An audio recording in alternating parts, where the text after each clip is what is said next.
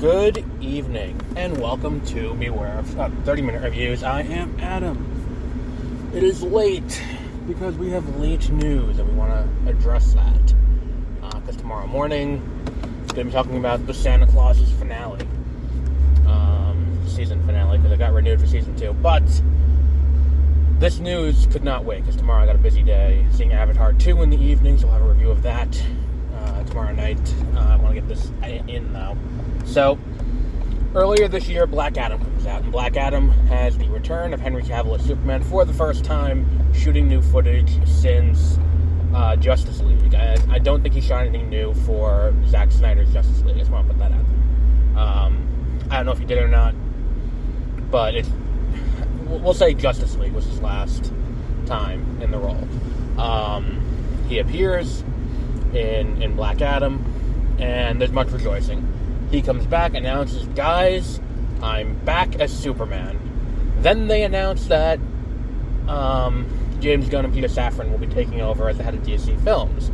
And then we've had a bunch of news since then, like Patty Jenkins departing, Wonder Woman 3 has been canceled, and then we get also, this other one. And now we got today's news that Henry Cavill will not be back as Superman on top of all of this. And the reason... And here's the thing. They confirmed the Val Zod movie will also be... is also still in development.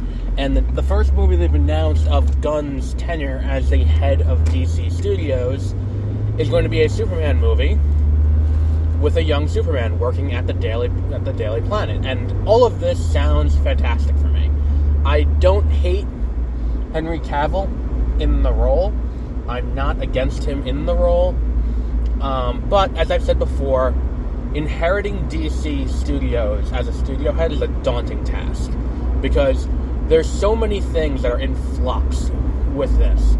You don't know if it's a teardown operation. Some things work, some things don't work. Can I keep this? Can I get rid of this? What can I do? And here's the thing.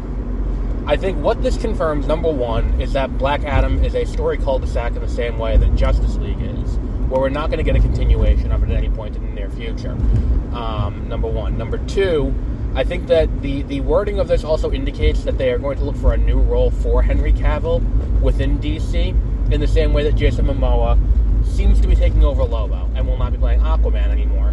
And all of this kind of makes sense, because here's the thing.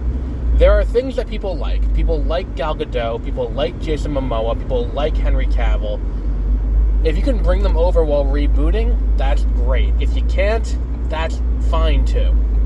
And for me, I liked Henry Cavill, and I said it when I saw, Mission Impossible Fallout.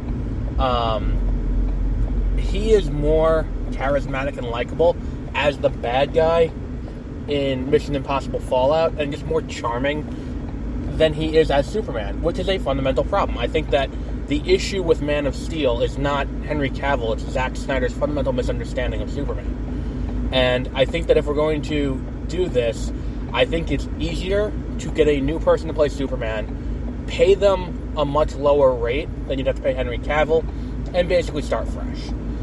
And I'm all for this. And look, I would have gone out and I would have seen Man of Steel 2. I will go out and see whatever this is. I want to make that very clear. But I think that this is long-term the better solution, because the longer this goes on with this same person in the role, the more expensive it gets. Because then he becomes, this is the recognizable face of Superman. And I think that what else we're getting is a hard reboot. Because it seems, too, like Affleck is out as well. Affleck will be directing a movie, but they didn't say which one, but Affleck will be directing a movie. And what it seems like is that we are getting the perfect version of DC that we should have gotten from the beginning if Zack Snyder wasn't given the head of operations on this problem. I am all for this, though. I want to see where they're going. I want to see what cool things are coming. I'm interested in DC's announcements, and I can't wait for January when they come out with the full announcement of here's all the cool shit we're doing, guys. Strap yourself in.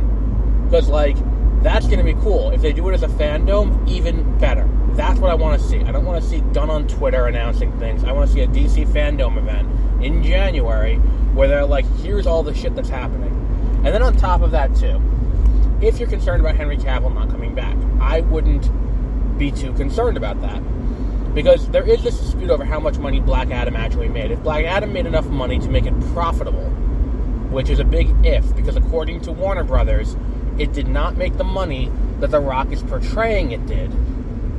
If it made that much money, and it made enough money to warrant a sequel, I could see them having that go independent of, DC Studios as a whole. Because they're, like, James Gunn and Peter Safran do not have their hands on anything that Matt Reeves is doing with the Batman. They don't have any control over that. They have no say over what happens in those movies. And Robert Pattinson will, he may cross over if they ever do a Crisis on Infinite Earths, but he will not be crossing over in this, as this, the new stuff will not be set in that same universe. They also have no say over what Todd Phillips does as in the Joker and the Joker 2, because that's also directly under Warner Brothers, under Warner Brothers Films. So in this capacity, where we have these things happening in this different way, there's a very real chance that Warner, they don't actually need to, they don't need to go through DC Studios to make a Black Adam 2. And you can do Black Adam 2, Black Adam vs. Superman, as a movie that happens without going through DC Studios, if they think there's an appetite for it. And I think there is. I think that if they did that as a movie, in the same way that Godzilla vs. Kong made a ton of money, and Batman v Superman made a ton of money, if they go up there and they're like, oh, by the way, we're going to do Black Adam v Superman, I would go and see that movie in a theater.